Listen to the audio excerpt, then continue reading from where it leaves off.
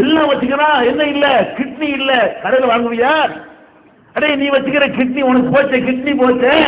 Kidney இருந்தா தான் நீ சாப்பிடுறத என்ன செய்ய, தண்ணிய பிரிச்சு அதை ஃபில்டர் பண்ணி தரு.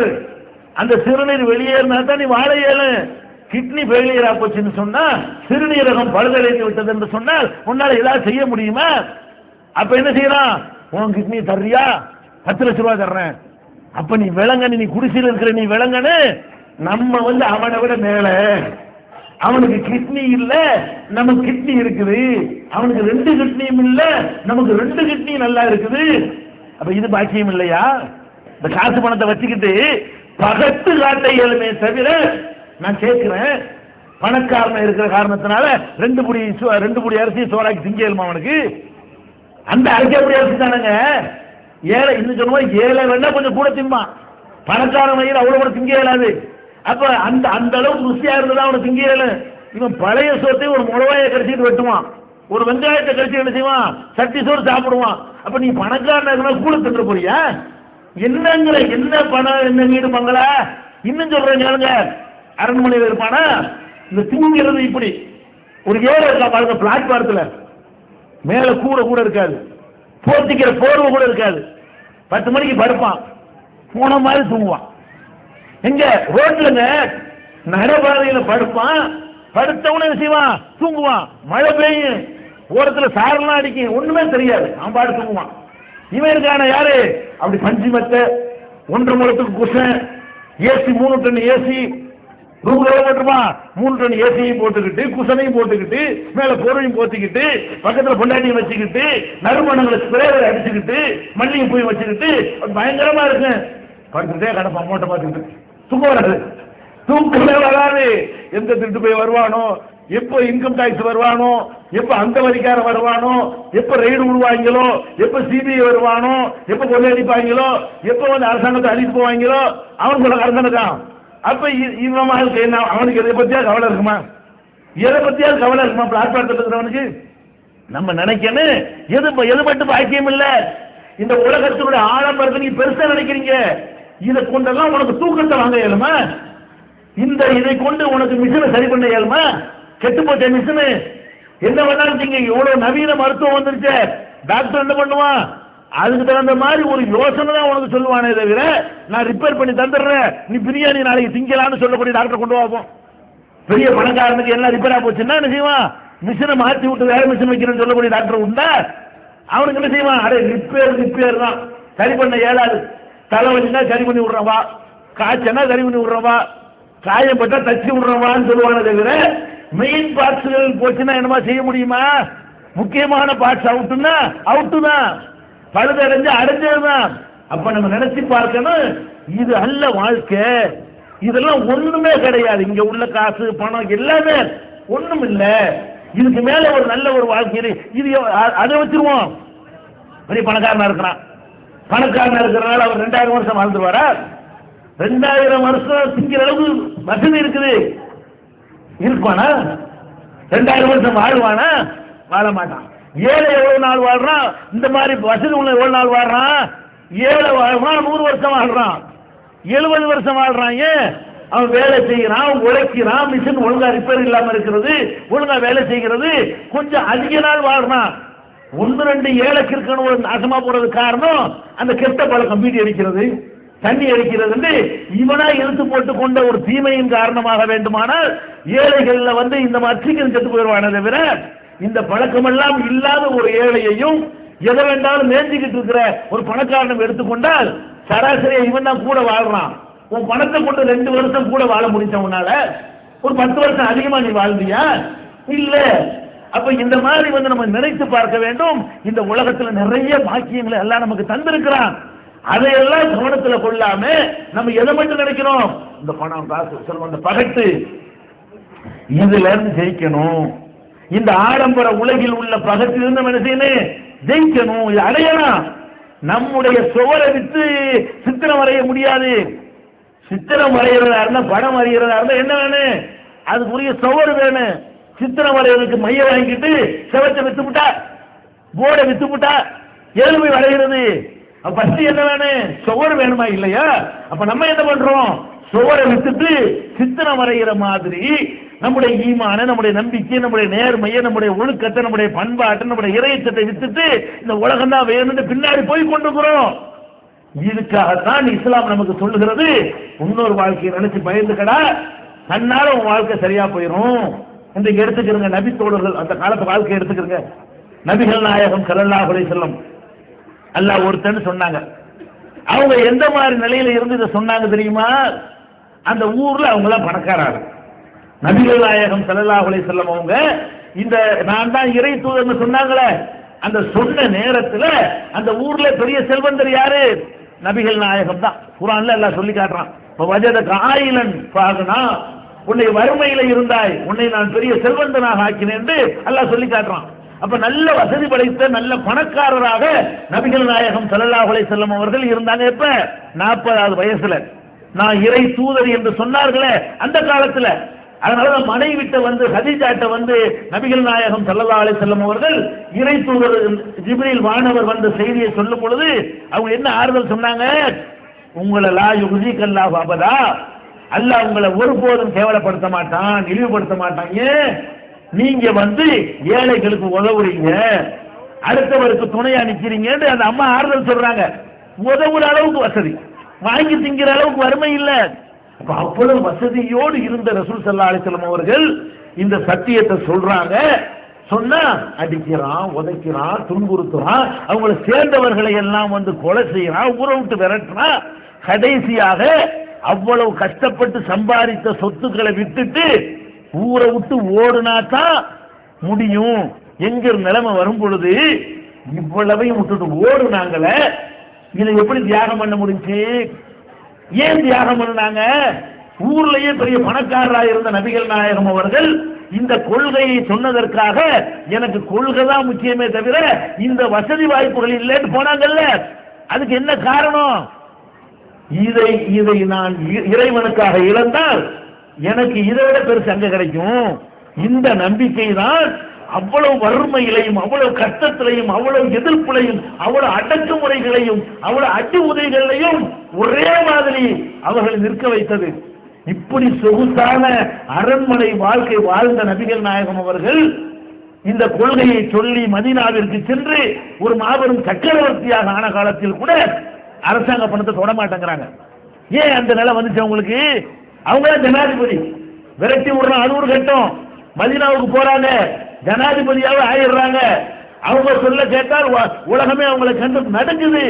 அவ்வளவு பெரிய ஒரு வல்லரசுக்கு சக்கரவர்த்தியாக ஆளக்கூடிய அந்த நேரத்தில் நபிகள் நாயகம் அவர்கள் முடிவெடுக்கிறாங்க, அரசாங்க பணத்திலிருந்து எதையும் தொடுவது இல்லை, உழைத்து சாப்பிடுவது. என்ன ஏற்பட்டது இதனால?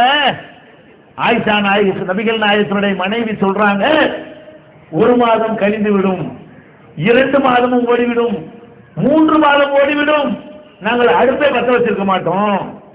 நபிகள் நாயகத்தினுடைய மனைவி சொல்றாங்க, நபிகள் நாயகத்துக்கு வாழ்க்கப்பட்டதால் எங்களுக்கு என்ன கிடைச்சு தெரியுமா?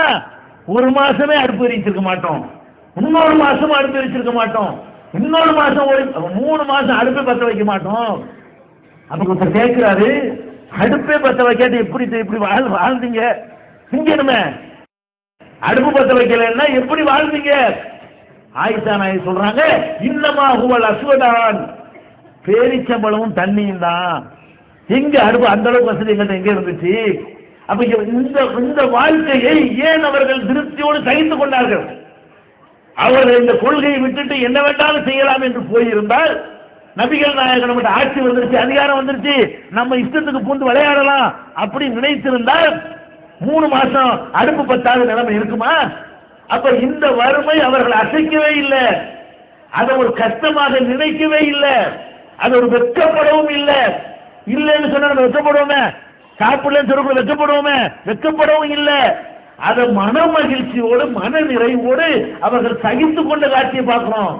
ஆயிஷா நாயகி சொல்கிறார்கள், மாறா ரசூலுல்லாஹி ஸல்லல்லாஹு அலைஹி வஸல்லம் முன்குலன் கத்து, சல்லடையில் சலித்த மாவை நபிகள் நாயகம் ஸல்லல்லாஹு அலைஹி வஸல்லம் அவர்கள் யூஸ் பண்ணது இல்ல. மாவு இருக்குதுல்ல, இந்த காலத்திலேயாவது சல்லடையில சலிக்காமல் நம்ம மாவை யூஸ் பண்ணலாம். ஏன் 10 மாதிரி அரைக்கக்கூடிய மிஷின்கள்லாம் வந்துருச்சு. அந்த காலத்துல மாவரைக்கு இந்த மிஷின்லாம் இருந்துச்சா? இல்ல. அந்த காலத்துல என்ன, வீட்டுல சிறுகைட்டு வச்சிருப்பாங்க, அதுல கொண்டே கோதுமையை போடுவாங்க, ரெண்டு சுத்துவாங்க. அது பட்டு மாதிரிலாம் அரைக்கிறதுக்கு தெரியாது, முடியாது, உடையும், குறுநல் மாதிரி என்ன செய்யும், உடையும், அவ்வளவுதான் அந்த மிஷினுக்கு முடியும். இதை சலிக்காம உள்ள இறக்க இயலுமா? முடியாது. இந்த மாவை குழைச்சி உருட்டி சாப்பிட்டுக்குருவோம். இது அகில உலக சக்கரவர்த்தியுடைய நிலைமைங்க. இது பெரிய மாபெரும் வல்லரசுக்கு அதிபராக இருந்தாரு, அவர் வீட்டு நிலைமை இது.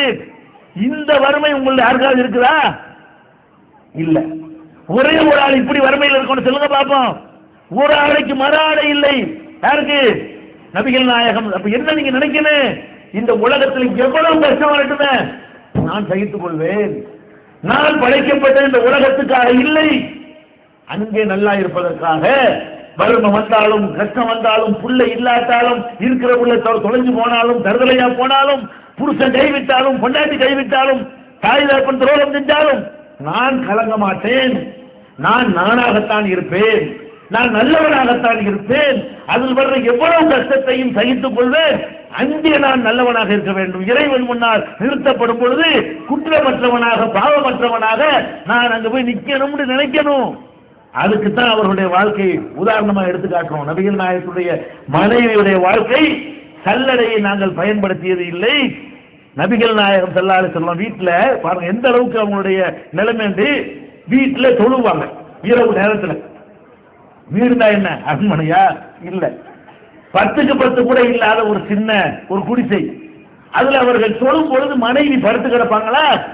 அவங்க படுத்து கிடப்பது தொழுவதற்கு இடைஞ்சலா இருக்கும், சின்ன இடமா இருக்கனால. பெரிய இடமா இருந்தா மனைவி ஒரு பக்கம் படுக்க வச்சுட்டு அவங்க ஒரு பக்கத்துல போய் தொழுவலாம். அப்ப தொழும் போது நெத்தியை கொண்டே தரையில வைக்கும் பொழுது மனைவியுடைய காலில் தான் வைக்கணும், அந்த அளவுக்கு சின்ன இடம். அப்ப நெத்தியை நிலத்துல வைக்கணும்னு தொழும் போது சஜிதா செய்யும் பொழுது அப்ப விரலை கொண்டு போய் ஆயிஷா நாயகி காலில் குத்துவாங்க. ஆயிஷா நாயகி மனைவி காலை மடக்கி கொள்வார்கள். அந்த இடத்துல நபிகள் நாயகம் சஜிதா செய்வாங்க. அப்ப அதை பத்தி ஒருத்தர் கேட்கிறாரு, இது ஏன் விரல கொண்டு குத்தணும்? சஜிதா செய்ய வரும்போது நீங்களா மடக்கிற வேண்டியதானே? சஜிதா செய்ய வரும்போது தெரியுமா இல்லையா? அப்ப நெத்திய வரும்போது காலை மடக்கிற வேண்டியதானே? அதிக விரல்னால குத்தணும். ஆயிஷா நாயகி சொல்றாங்க, அந்த காலத்துல எங்க வீடுகளுக்கு விளக்கு கிடையாது. புரியுதா உங்களுக்கு? என்ன விளக்கு? 1000 வாட் பல்பா? என்ன விளக்கு கிடையாது. ஒரு சிட்டியில கொஞ்சம் எண்ணெயை ஊற்றி ஒரு திரிய போட்டு 4 நாள் கூட பெறாது. இந்த விளக்கு இல்லை. யாருக்கு? ஒரு மாபெரும் வல்லரசுடைய அதிபருடைய வீட்டில் அவருடைய குடிசையில விளக்கு இல்லை. இப்ப எதனால் இதை சகித்துக் கொண்டார்கள்? இந்த வாழ்க்கையை அவர்கள் எப்படி பொறுத்துக் கொண்டார்கள்? இந்த வாழ்க்கையில் அவர்கள் எப்படி நல்லவர்களாக வாழ்ந்தார்கள்? எதனால வாழ்ந்தாங்க? சிந்தித்து பார்க்க வேண்டும். அப்ப நம்ம இந்த உலகத்தில் படைக்கப்பட்டிருப்பது இங்கே சொகுசா வாழ்வதற்கு இல்ல. அப்படி இருந்தால் அல்லாஹ்வுடைய தூதரை அப்படி அல்லாஹ் ஆக்கியிருப்பான். அவரும் அரண்மனையில் வாழ வச்சிருப்பான். இவ்வளவு கஷ்டத்தையும் சகித்துக் கொண்டார்களே, அதுக்கு நம்ம தயாராகி விட்டால் நீங்க இஸ்லாத்தை தனியா சொல்லணுமா? அந்த மாதிரி வாழ்ந்து பாருங்க. நேர்மையா உண்மையா ஒழுக்கமா பண்பாடா வாழ்ந்து பார்த்தா அதனுடைய நிலைமையை வேற.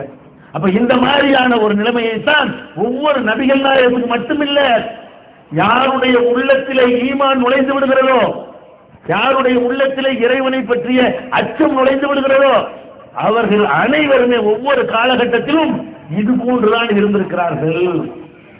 இதுக்கு சான்றாக பாருங்க, நம்ம எல்லாம் இஸ்லாம் இருக்கிறோம். நீங்கள நேற்று இஸ்லாத்துக்கு வந்தார்களா? வாரமா இஸ்லாத்துக்கு வந்தீங்களா? 10 பேர் இப்படி இருக்கலாம் வந்திருக்கக்கூடியவர்கள். நம்ம எல்லாரும் யாரு? நம்ம அப்ப முஸ்லீமு, பாட்ட முஸ்லீமு, முப்பாட்ட முஸ்லீம்னு சொல்லி தலைமுறையா முஸ்லீமா இருக்கிறோம். 20 வருஷம் 25 வருஷம் இஸ்லாத்துல இருக்கிறோம். 18 வருஷமா முஸ்லீமா வளர்க்கப்பட்டிருக்கிறோம். 35 வருஷமா முஸ்லீமா வாழ்ந்திருக்கிறோம். இப்படியான பாரம்பரியம் உள்ளவர்கள் நம்ம. இறைவனுடைய ஈமான் ஒழுங்கா நுழைஞ்சிருந்தால் நம்மள்கிட்ட 35 வருஷம் ஈமான் செய்யாத வேலைய ஒரு செகண்ட்ல செய்யும். அதுக்கு சான்றாக அல்லாஹ் குர்ஆன்ல சில சம்பவங்கள் நமக்கு எடுத்து காட்டுகிறான். என்ன எடுத்து காட்டுறான்? நபிகள் நாயகம் ஸல்லல்லாஹு அலைஹி வஸல்லம் காலத்திற்கு முன்னால் மூசா என்கிற ஒரு நபியை, மூசா நபியை அல்லாஹ் அனுப்புறான். யாரிடத்தில் அனுப்புறான்? ஃபிரௌன் என்ற கொடியவனை திருத்துவதற்காக வேண்டி மூசாங்கிற ஒரு இறை தூதரை அல்லாஹ் அனுப்புகிறான். அவங்க போய் என்ன செய்யறாங்கன்னு கேட்டா இறைவனை பற்றியும் மறுமையை பற்றியும் அவனுக்கு எடுத்து சொல்கிறார்கள். மூசா நபி சொல்லுகிறார்கள். அவன் எந்த மாதிரி கொள்கை உள்ளவன் என்று கேட்டா நான் தான் கடவுள்னு சொல்லக்கூடியவன். ஃபிரௌன் யாரு? நான் தான் கடவுள், ஆனா ரப்புக்கும் இல்ல கடவுளே நான் தான் சொல்றான். மக்கள் எல்லாம் அவனை வணங்க வேண்டும் என்று வற்புறுத்துகிறான். அப்ப நான் தான் கடவுள்னு சொல்லக்கூடிய ஒரு மன்னன்ட்ட போய் நீ கடவுள் இல்ல, ஏன்னா கடவுளுக்குன்னு சில இலக்கணம் இருக்குதுல்ல.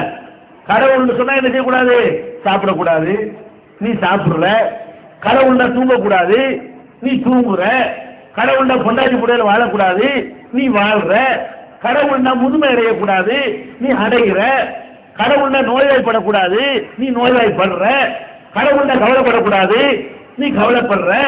கடவுள்னா கடவுளை யாரும் பாதுகாக்க கூடாது, உன்னை வந்து இவ்வளவு மக்கள் ராணுவம் உன்னை பாதுகாக்க வேண்டி இருக்கிறது, நீ கடவுளா என்று மூசா நபி அவர்கள் தன்னை கடவுள் என்று வாதித்தவன்ட்ட போய் நீ கடவுள் இல்ல, யார் கடவுளு? உனக்கு இந்த எகிப்தை விட்டா வேற என்ன உனக்கு தெரியாது? இதை தாண்டி எவ்வளவு உலகம் இருக்குடா. அதை ஒருத்தன் படைச்சிருப்பான்ல, இந்த சூரியனை ஒருத்தன் படைச்சிருப்பான்ல, சந்திரனை படைச்சிருப்பான்ல, கோள்களை படைச்சிருப்பான்ல, காற்றை படைச்சிருக்கிறான்ல, மலையை தர்றான்ல, பயிர் பச்சைகளை முளைக்க செய்யறான்ல, அவன் தான் கடவுள், நீ எப்படா கடவுள் என்று மூசா நபி அவர்கள் அறிவுபூர்வமான முறையில் அவனுக்கு கடவுளை பத்தி சொல்றாங்க. அவன் ஏற்றுக்குவானா? கடவுள்னு சொல்லி அவ்வளவு அந்தஸ்தையும் சொகுசையும் அனுபவித்தவனுக்கு இதை ஒப்புக்கொள்ள முடியல.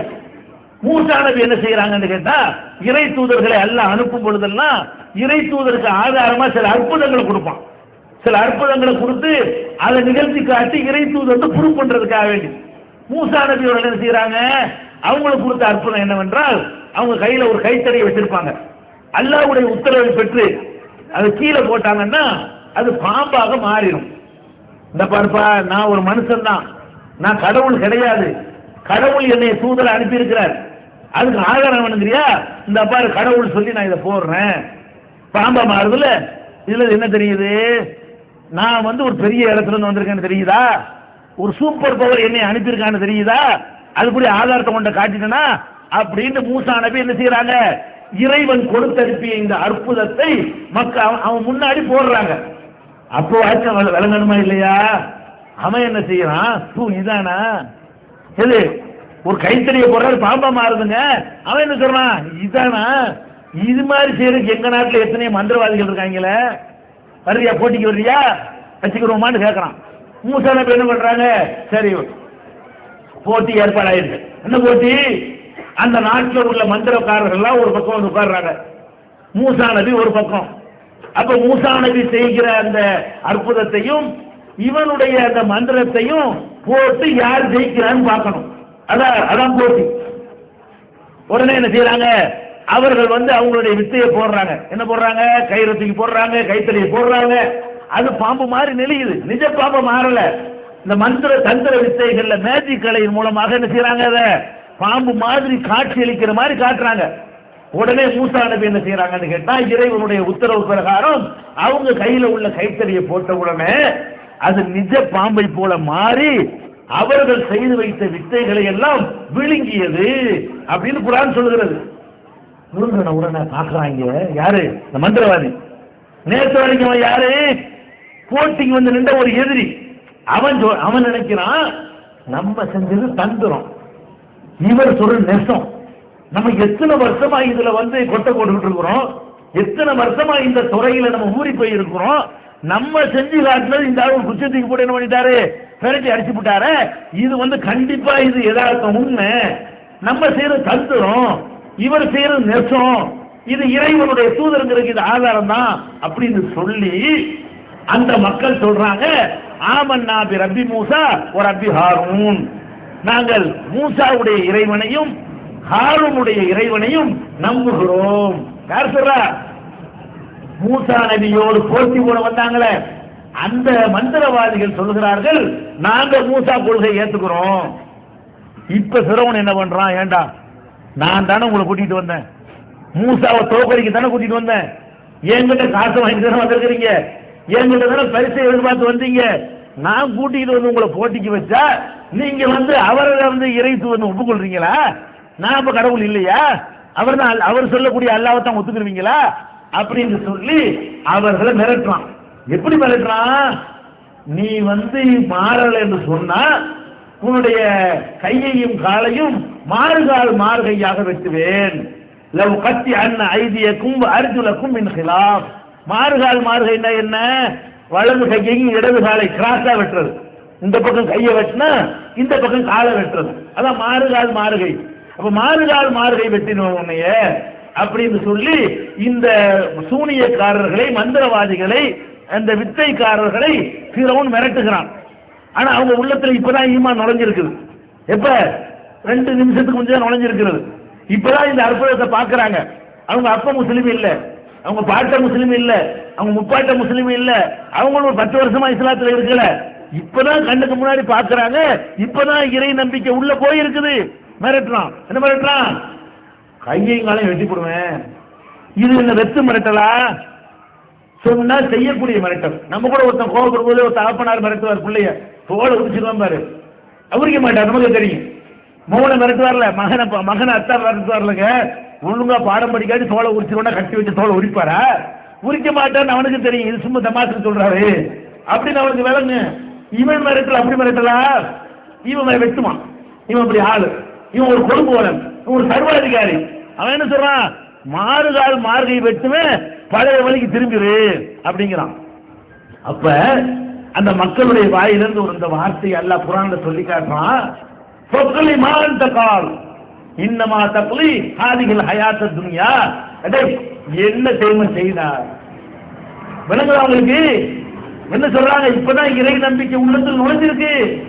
இறை நம்பிக்கை உள்ளே நுழைந்து விட்டால் அடுத்த கணமே இந்த உலகம் அற்பம் என்று தெரிந்துவிடும், மறு உலகம் தான் பெருசு என்று தெரிந்துவிடும். என்ன சொல்றாங்க? உனக்கு என்ன செய்ய இயலுமோ செய்து கொள். இன்னமா தக்லி ஹாதிஹில் ஹயாத் துன்யா. இந்த அற்பமான உலகத்தில் தான் உன்னுடைய தீர்ப்பு செல்லுமே தவிர அங்க செல்லாது. நாங்க மூசாவை ஏத்துக்கிட்டது இந்த உலகத்துக்காக வேண்டியா? இங்க உள்ள பதவிக்காக வேண்டியா? அவர்கிட்ட போய் சேர்ந்தா எங்களுக்கு சுகம் கிடைக்குங்கிறதுக்காக வேண்டியா? ஒண்ணும் கிடைக்காது. உங்ககிட்ட சேர்ந்தா எல்லாம் கிடைக்கும். நீ காசு தருவே, பணம் தருவே, பதவி தருவே, மான மரியாதை செய்வே, எங்களை கண்ணியமா நடத்துவே. உங்ககிட்ட சேர்ந்தா இந்த உலகம் கிடைக்கும், அவர்கிட்ட சேர்ந்தா அது மரபு கிடைக்கும். நாங்க அதுக்கு போயிருக்கிறோம். எதுக்கு போயிருக்கிறோம்? நாங்கள் மூசாவை ஏத்துக்கிட்டு என்னமோ காசு பணத்துக்கு ஆசைப்பட்டு ஏற்றுக்கொண்ட மாதிரி எங்களை விரட்டி பாக்குறியா? வெட்டிக்கிறாங்க. வெட்டிக்க, கைய வெட்டு, காலை வேண்டாலும் வெட்டு, கொள்கை விடமாட்டோமே, செத்தாலும் சாவமே தவிர அங்க போய் இறைவட்ட மறுமையில நாங்கள் வெற்றி பெறுவோமே தவிர இந்த உலகத்தினுடைய தண்டனைகளை காட்டி எங்களை அச்சுறுத்தாதே, மிரட்டாதே, பயங்காட்டாதே. இதுதான் ஈமான். விளங்குதா? நம்ம முஸ்லிம்களாக இருந்தால் இந்த நம்பிக்கை நம்ம உள்ளத்தில் இருக்கு. எந்த நம்பிக்கை?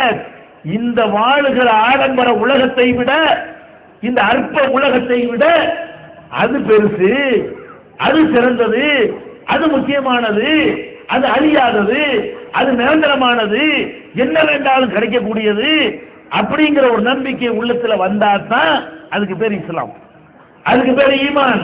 இந்த மக்களுக்கு வருது பாருங்க. நம்பிக்கை 10 நிமிஷம் கூட ஆகல, 5 நிமிஷம் கூட ஆகல, இப்பதான் இது சரின்னு மனசுல பட்டுச்சு. 10 நிமிஷமே என்ன வருது?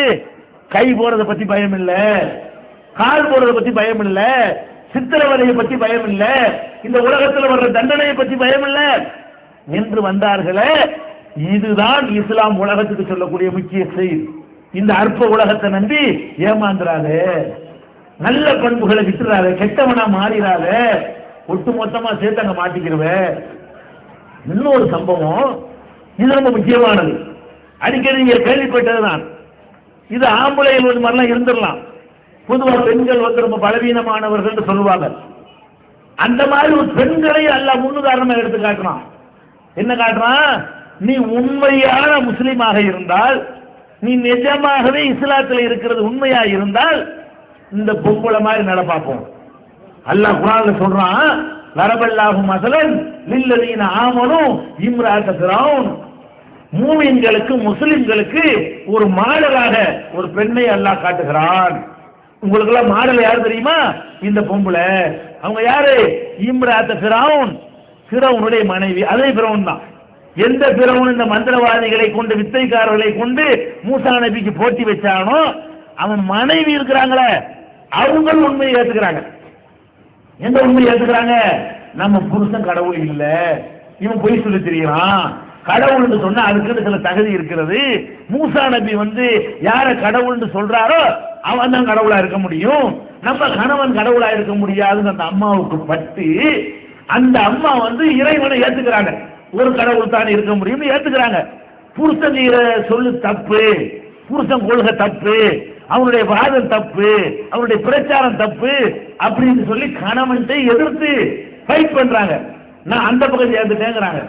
அவனுக்கு மனைவியா இருந்துகிட்ட மனைவியா வேண்டாம் நான் உனக்கு இருக்கணும், கொள்கையில நான் அங்கிட்டு இருக்கிறேன், இறைவனை ஏத்துக்கிற விஷயத்த நான் அந்த பக்கம் இருக்கிறேன்னு சொல்லி அவங்க இந்த பக்கம் வர்றேன்னு சொல்றாங்க. என்ன நடக்கும் யோசிச்சு பாருங்க. இந்த அம்மாவை அல்லாஹ் சொல்றான், லரபல்லாஹு மதலன் லில்லதீன ஆமனு, நம்பிக்கை கொண்ட மக்களுக்கு இறைவன் எடுத்து காட்டுகிறான்.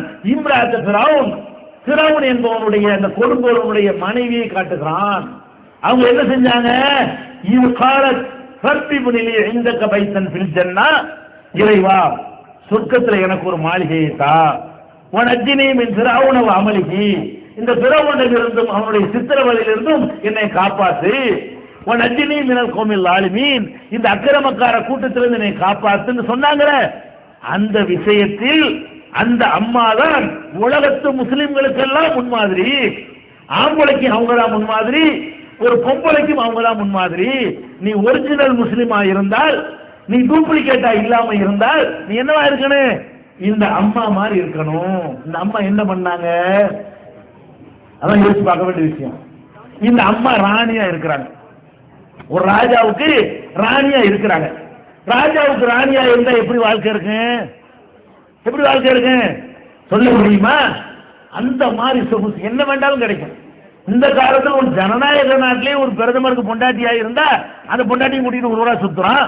இவனுக்கு கிடைக்கிற மரியாதை அவளுக்கு கிடைக்குது, இவனுக்கு கிடைக்கிற பாதுகாப்புல அவளுக்கு கிடைக்குது. ஒரு ஜனநாயகம் இருக்கக்கூடிய காலத்துல இப்படி இருந்தா, ஜனநாயகம் இல்லாத சர்வாதிகார காலத்துல ஒரு ராஜாவா இருந்தால் அவனுடைய ராணி எப்படி இருப்பா? அவதான் நெசராஜாவா இருப்பா. ஏன்னா ராஜாவை இவ ஆட்சி படைப்பாள்ல வீட்டுக்கு அவர் என்னதான் உலகத்துக்கு ராஜாவா இருந்தாலும் ராஜாவுக்கு அவதான் உத்தரவு போடுவான். அந்த மாதிரியான ஒரு பெரிய பவர்ஃபுல்லான ஒரு இடம் அது. அப்படிப்பட்ட ஒரு ராணியா இருக்கிறதுனால அரண்மனையில் சொகுசா வாழலாம், வகை வகையா அணியலாம், வகை வகையா அலங்கரிக்கலாம், வகை வகையா உண்ணலாம், வகை வகையா உத்தரவு போடலாம். ஒரு விரலசைவுக்கு கட்டுப்படுறதுக்கு அவ்வளவு ஊழியர்கள் இருப்பாங்க, அவங்களுடைய சேவை செய்வதற்கு பல்லாயிரக்கணக்கான பேர் இருப்பாங்க. இப்படி எல்லா விதமான அந்த சொகுசுகள் எல்லாம் அவங்களுக்கு கிடைக்கிறது. இப்ப இதெல்லாம் பெருசு நினைச்சிருந்தா நீ இந்த அப்பா கடவுள்னு சொல்லிட்டே இருந்திருக்கலாம். இதான் பெருசு நினைச்சேன். பொம்பளைகளுக்கு இதுதான் தியாகம் பண்ண இயலாது. இல்ல ஆம்பளையாச்சு இதெல்லாம் தியாகம் பண்ணிடுவான். பொம்பளைகளுக்கு உள்ள தியாகம் பண்ண முடியாத மேட்டர் என்ன தெரியுமா? இந்த வெளி பகட்டு. ஆம்பளையை பொறுத்த வரைக்கும் எதை தியாகம் பண்ண முடியாதுன்னா திங்கிறது தியாகம் பண்ண முடியாது. ஆம்பளைக்கு பொம்பளைக்கு உள்ள பலவீனத்தை நீங்க புரிஞ்சுக்கிறணும். வீட்டில் வகை வகையா நீங்க சாப்பாடு சமைப்பீங்க. ஒரு கிலோ இறைச்சியை கொண்டாந்து வாங்கி கொண்டாந்து போடுவாரு, சமைச்சு வைப்பீங்களா? அம்புட்டையும் திண்டு போயிடுவாரு, விருஞ்சட்டி வச்சுட்டு போயிடுவாரு. இப்படியான ஆம்பளைய ஜாஸ்தியா இருக்கிறாங்க. நம்ம ஒரு ஜீவன் வீட்டில் பொம்பளை இருக்குது, பலவீனமான ஜீவனா இருக்குது, அவளும் சாப்பிடணும், சேர்ந்து உட்காந்து சாப்பிடுவோம், அதெல்லாம் இருக்காது. அது பாட்டு ஃபுல்லா அதுல உங்களுக்கு சந்தோஷம், புருஷன் நல்லா சாப்பிட்றாரு, அந்த மாதிரி உங்களுக்கு இருக்கிறாங்க. அப்படித்தான் இருக்கிறாங்க. அதை பயன்படுத்தி என்ன செய்வாரு? நல்லா சாப்பிடுவாரு. ஏதோ மிச்சம் வச்சுட்டு போனது என்ன செய்வாங்க? வெறும் கால்னா தான் இருக்கு, இல்லாட்டி எலும்பு தான் கிடைக்கும். சரி அதை போட்டு நம்ம சாப்பிடுறோம்ட்டு அந்த அம்மாவும் சாப்பிடுறது. ஏன் உணவை தியாகம் பண்றதுல நீங்க கூடுன ஆளா இருக்கிறீங்க. கணவனுக்காக, பிள்ளைகளுக்காக கொஞ்சம் தான் இருக்கும். நீங்க பட்னியா இருந்து என்ன செய்வீங்க? பிள்ளைக்கு கொடுப்பீங்க. பெண்களை பொறுத்த வரைக்கும் உணவை தியாகம் பண்ணிடுவாங்க, புருஷனுக்காக பிள்ளைகளுக்காக பட்டினியா இருப்பாங்க. அது ஒரு பெரிய விஷயமாவே இருக்காது. ஆனா எதை தியாகம் பண்ண மாட்டாங்க தெரியுமா? அந்த வெளிப்பகட்டு. என்ன பகட்டு? ஆம்பளைக்கு பொம்பளைக்குள்ள வித்தியாசமே இதுதான். இப்ப ஆம்பளை இருக்கணும் வைங்களேன், நான் ஒரு சட்டை போட்டுருக்கேன்னு வைங்களேன், இது ஒரு 10,000 ரூபாய்க்கு நான் அந்த சட்டையை வாங்கினேன் ஒரு பேச்சுக்கு, நான் என்ன செய்வேன்? 10 லட்சம் ரூபாய்க்கு இந்த சட்டையை வாங்கினாலும் நான் பாட்டுக்கு போட்டுக்கிட்டு போய்கிட்டே இருப்பேன். நீங்க என்ன செய்வீங்க கேட்டா, பொம்பளைங்க ஒரு 200 ரூபாய்க்கு ஒரு புடவை வாங்கினா கூட அவ்வளவு வீட்டுல போய் ஏறிட்டு வரணும், காட்டிட்டு வரணும். நல்லா இருக்கா, நல்லா இருக்கா, தலைப்பு நல்லா இருக்கா, பாடம் நல்லா இருக்குதா, அது நல்லா 200 ரூபாய்க்கு புடவை வாங்கிட்டு. அப்ப 200 ரூபாய்க்கு புடவை வாங்கினா கூட ஆம்பளை லட்சம் ரூபாய்க்கு ஒண்ணு வாங்கினா கூட போய் அடுத்த ஆள் பார்க்கணும், அடுத்த ஆள்கிட்ட சொல்லணும்னு நினைக்கவே மாட்டான். பொம்பளையில பொறுத்த வரைக்கும் ஒரு முகு போட்டு வாங்கினாலும் 100 வீட்டுல சொல்லாட்டி மண்டை வெடிச்சு போயிடும். ஒரு புடவை வாங்கினாலும் அப்படித்தான், ஒரு பிரிட்ஜ் வாங்கினாலும் வீட்டுல இந்த பகட்டான பொருள், அதாவது திங்க உங்களுக்கு ஆசைப்பட மாட்டீங்க. எதுக்கு ஆசைப்படுவீங்க? உங்களோட நாங்க நல்லா இருக்கிறோம், உங்க ட்ரெஸ் விட எங்க ட்ரெஸ் நல்லா இருக்கு, உங்க நகை விட எங்க நகை நல்லா இருக்கு, உங்க வீட்டை விட எங்க வீட்டு நல்லா இருக்குது, உங்க ஃப்ரிட்ஜை விட எங்க ஃப்ரிட்ஜ் நல்லா இருக்குது, உங்க டிவியை விட உங்க 14 இன்ச்சு எங்க 21 இன்ச்சு. இதெல்லாம் என்ன இருக்கு? இதுல ரொம்ப கூடு நாளா இருக்கிறீங்க, தியாகம் பண்ண மாட்டேங்கிறீங்க. அதனாலதான் உங்களாலதான் அவனு கலத்தனம்லாம் பண்றான். ஆம்பளை செட்டு போடுறது காரணம் என்ன? அவன் சம்பாதிக்கிறது 3000 ரூபாய் தெரியும், தெரிஞ்சுக்கிட்டே ஃப்ரிட்ஜ் வாங்கி கேட்டா அவன் என்ன பண்ணுவான்? கலப்படம் தான் பண்ணுவான். தெரிஞ்சுக்கிட்ட டிவி வாங்கி கேட்டா அவன் சோறு கொடுக்கத்தான் சம்பாதிக்கிறான். நீங்க என்ன பண்றீங்க? டிவி வேணும், ஏன் வேணும்? அடுத்த வீட்டுல இருக்குல்ல, தேவைக்கு வாங்குறது இல்ல, அந்த வீட்டுல வாங்கிட்டாங்களா இல்லையா எனக்கு வேணும். அப்ப தேவைக்கு வாங்குறது ஆம்பளை, பொம்பளை வாங்குறது எதுக்கு? பக்கத்து வீட்டுக்கு வந்துட்டா போதும் பொறுக்க. அது மாதிரி வீட்டுல உட்கார வரைக்கும் அவன் நச்சரிச்சு நல்லவனா இருக்கிறவனை கெடுத்து அவனை கொள்ளடிக்க வச்சு லஞ்சம் வாங்க வச்சு தப்பு செய்ய வச்சு பிராட் பண்ண வச்சு எல்லா பகத்துகளுக்கும் மூலகர்த்தாவாக உங்களுடைய குணாதிசயம் அமைந்திருக்கிறது மாற்றணும். ஆனால் அந்த அம்மாவும் பொம்பளை தான், எல்லாம் இருந்துச்சு. எதை தியாகம் பெண்கள் தியாகம் செய்ய மாட்டார்களோ அவ்வளவு அவர்களுக்கு இருந்தது. நகை இருந்தது, ஆடை இருந்தது, பங்களா இருந்தது, அரண்மனை வாசம் இருந்தது, என்னென்ன உலகத்தில் மனுஷனுக்கு கிடைக்கும் அந்த காலத்தில் அது எல்லாமே அவர்களுக்கு கிடைத்தது. அவங்க என்ன பண்றாங்க? இதுவா அதுவா என்று வரும்பொழுது இது வேற அதுட்டாங்க. இதான் வேண்டும். இப்படி இருந்தால்தான் நீ முஸ்லீம்கள் அல்ல. இந்த அம்மா என்ன செய்யறாங்க? அவர்கள் அவனை அனுசரித்து இருந்திருந்தால், புருஷத்தோட தப்பா இருந்து கூட அதை கண்டுகொள்ளாமல் இருந்திருந்தால் இந்த உலகத்தில் அவ்வளவு சுகமா வாழ்ந்திருக்க முடியும், அவ்வளவு சொகுசா வாழ்ந்திருக்க முடியும். அந்த அம்மா கண்டுபிடிக்கிறாங்க இது அற்பம். நீங்க வெளியே உட்கார்ந்துக்கிட்டு பெருசா அரண்மனைங்கிறீங்க, அந்த அம்மா உள்ளுக்குள்ள உட்கார்ந்துக்கிட்டு இது ஒண்ணும் இல்லைங்கிறாங்க. விஷயம் வணங்குது உங்களுக்கு. நீங்க அரண்மனை அனுபவிக்கவே இல்லை, பக்கத்துல ஒரு பங்களா கட்டிவிட்டான், இங்க உட்காந்து இப்படி பாக்குறீங்க. அந்த அம்மா உள்ளுக்குள்ள அம்புட்டை ஆண்டு அனுபவிச்சுட்டு பாக்குது. என்ன இது? அவன் அதை விட பெருசா தருவான, இது ஒரு அரண்மனையா? அவன் தரக்கூடிய அரண்மனை இது மாதிரி கோடான கோடான கோடான மடங்கு இன்பங்கள் இருக்குமே அப்படின்னு கணக்கு பண்ணி போடா உன் அரண்மனை எடுத்துக்கிறான்னு எட்டி உதச்சி விட்டு, இறைவா ரப்பிபுனிலி இந்த கபைசன் பில்ஜன்னா, எனக்கு சொர்க்கத்திலே ஒரு அரண்மனையை தா, உன் நச்சினி மின் பிராவுணவ அமலிகி, இவனுடைய கொடுமையிலிருந்து என்னை காப்பாத்து. கொடுமை வேற பண்றாங்க. இருக்கிற இன்பங்களை எல்லாம் பறித்து கொண்ட அந்த அம்மாவுக்கு தெரியும், நம்ம அந்த இறைவனை ஏற்றுக்கொண்டால் புருஷனுடைய கொள்கையை தப்புன்னு சொன்னால் அரண்மனை கிடைக்காது, அலங்காரம் கிடைக்காது, நகநட்டு கிடைக்காது, வகை வகையான சொகுசுகள் கிடைக்காது. தெருவுலதைக்கு போட்டுருவான், போட்டு கூட சும்மா இருக்க மாட்டான், மிதிக்குவான், அடிப்பான், உதப்பான், சித்திரவதை பண்ணுவான், பட்டியா போடுவான். அப்ப இன்பங்களையும் இழக்க வேண்டி வரும், துன்பங்களையும் சுமக்க வேண்டி வரும். தெரிஞ்சுக்கிட்டு அவங்க என்ன செய்யறாங்க? இந்த அவ்வளவு இன்பத்தையும் இழக்க நான் தயார், நீ செய்யற அவ்வளவு கொடுமையையும் தாங்கிக் கொள்ளவும் தயார். அந்த அம்மா 2 முடிவு எடுக்கிறாங்க. எல்லா சுகத்தையும் நான் விட ரெடி, எல்லா கஷ்டத்தையும் தாங்கிக் கொள்ள ரெடி. எதுக்காக ரெடி? அங்க நான் கஷ்டப்படக்கூடாது. இங்க என்ன செஞ்சிருவ? சவுக்கல் அடிப்பியா, பட்னையா போடுவியா, கடைசி செத்து போயிடுவானா? அவ்வளவுதானடா. அங்க இறைவன் நம்முடைய தப்புக்கு எப்படி தண்டனை வைப்பான்? மறுமையில தண்டனை எப்படி? நம்ம தண்டிக்கிற மாதிரி அல்ல தண்டிக்க மாட்டான். கருணை செஞ்சாலும் அப்படி செய்வான். நரகத்துல தூக்கி போட்டால் எரிஞ்சி கட்டையா போய் ஒண்ணும் இல்லாம போயிட்டா கூட அது நமக்கு தெரியாது, கொஞ்ச நாள்ல போயிடும். அல்லாஹ் குர்ஆன்ல சொல்லி காட்டுகிறான், குல்லமா நலிஜத் ஜுலூதுஹும் பத்தல்நாஹும் ஜுலூதன் கைரஹா. நெருப்பிலே போட்டு வதக்கும் பொழுது, வாட்டும் பொழுது, தோள்கள் கருகும் பொழுதெல்லாம் ஃப்ரெஷ்ஷா வேற தோலை மாத்துவேன், சாவ விட மாட்டேன். செத்துல நினைக்கிறியா? நரகத்துல போட்டோன்னு எரிஞ்சு சாம்பலாயிரலான்னு பாக்குறியா? அதோட கதை முடிஞ்சிடும் பாக்குறியா? காலா காலத்துக்கு ஒரு தீக்குச்சியுடைய நெருப்பை உனக்கு தாங்கிக் கொள்ள இயலுமா? இது எப்படி தாங்கிக்கிறவ? நெருப்புலே தூக்கி போட்டு எரிப்பேங்கிறான். அது எப்படி எரிப்பாங்கிறான்?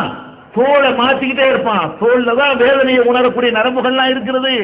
கருகும் பொழுது கருக கருக வேற தோல் மாத்தி மாத்தி நம்ம செஞ்ச அக்கிரமத்துக்காக வேண்டி என்றென்றும் நெருப்புல கிடந்து வேகிறது என்றால் அதை தாங்க இயலுமா? இந்த அம்மா கணக்கு பண்றாங்க. அம்மாடி, அந்த தண்டனோட ஒப்பிட்டு பார்த்தா இவன் மிதிக்கிறதெல்லாம் பெரிய தண்டனையா, இவன் அடிக்கிறதெல்லாம் ஒரு தண்டனையா, இவன் பட்லையா போறதெல்லாம் ஒரு தண்டனையா, இவன் செய்யற கொடுமையெல்லாம் ஒரு கொடுமையா?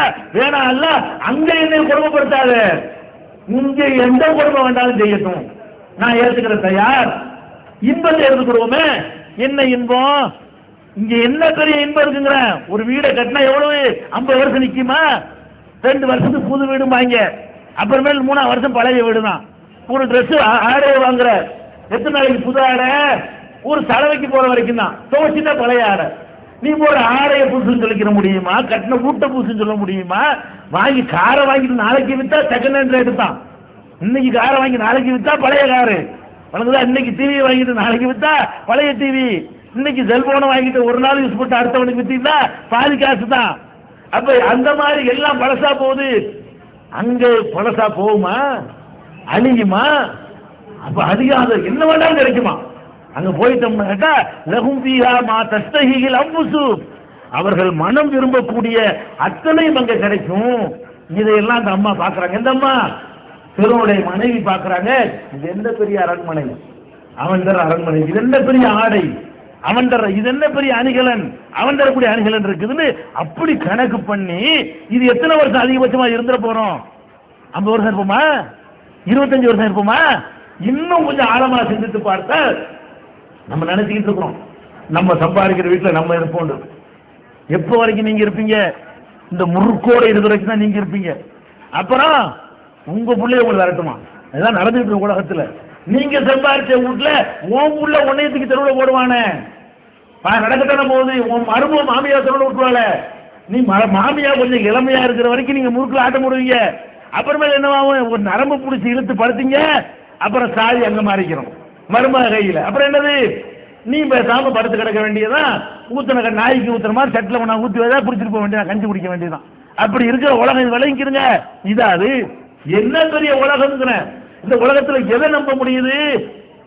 நம்மளை தாய் நம்ம மலைஜலம் கழித்திருக்கும் பொழுது நம்மளை சுத்தம் பண்ணி தொடச்சி கழுவி இவ்வளவு பண்ணினால அந்த தாய் முதுமை காலத்துல ரோட்ல போட்டிருக்கான்.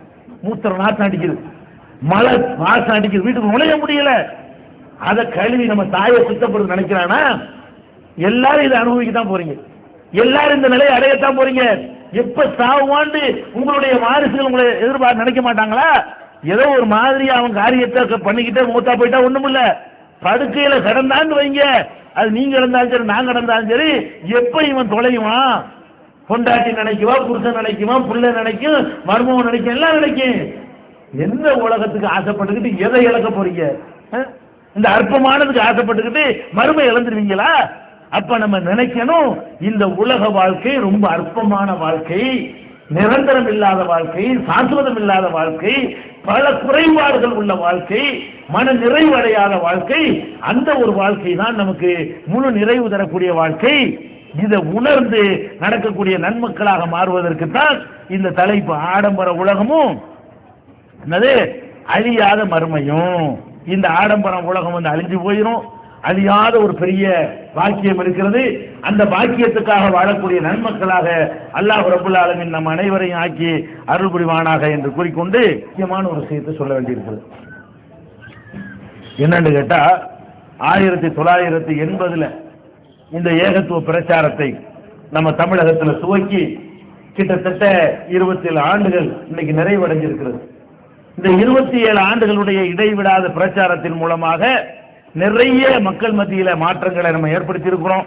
இம்மையுடைய முன்னேற்றத்திற்கும் மறுமை வெற்றிக்காகவும் நிறைய அல்லாஹ் வந்து நினைச்சிருக்கிறான். இந்த ஜமாத் மூலமாக ஒரு நல்ல நிலையை உண்டாக்கி இருக்கிறான்.